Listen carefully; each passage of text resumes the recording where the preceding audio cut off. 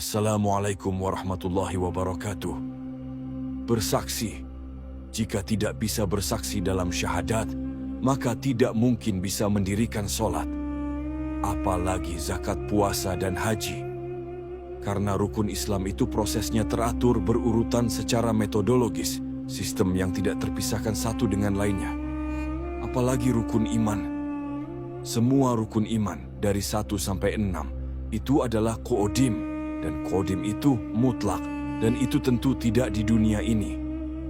Artinya mereka yang ketemu rukun iman sebenarnya telah ketemu jembatan dan bisa nyebrang ke alam kekal dan mutlak, atau disebut sebagai sir'uthul mustaqim.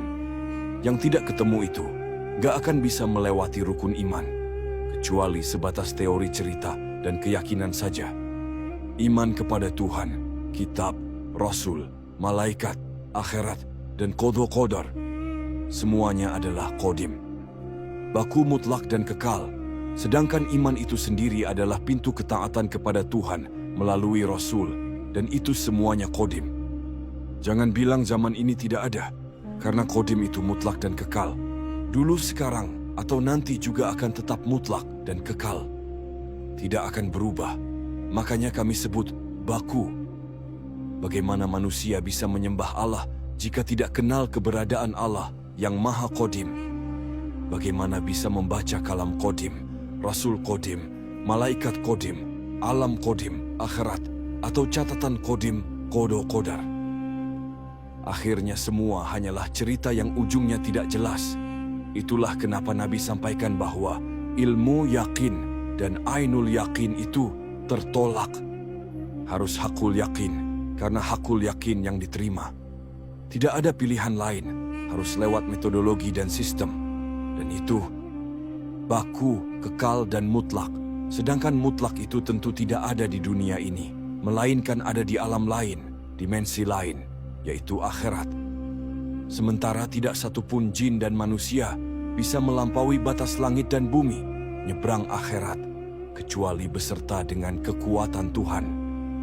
Makanya untuk bisa sampai Allah perintahkan di dalam Al-Quran, surat Al-Maidah ayat 35, carilah wasilah, yaitu Allah di balik Rasul, dan Rasul di balik ulil amri minkum. Tapi yang waris atau yang disebut Nabi sebagai ulama warasatul anbiya, ulama waris tentu isinya isi yang sama. Walaupun wujud zahirnya beda-beda, namanya berbeda-beda, zaman beda-beda, tapi isinya dari ujung ke ujung akan tetap sama. Itulah baku yang kekal dan mutlak, atau disebut kodim. Pahami dulu beda antara sifat kodim dan sifat baharu, maka engkau baru akan mengerti perbedaan keduanya. Jika tidak mengenal ini, maka sulit manusia akan menerima penjelasan ilmiahnya agama, karena terlanjur dengan dogma. Demikian.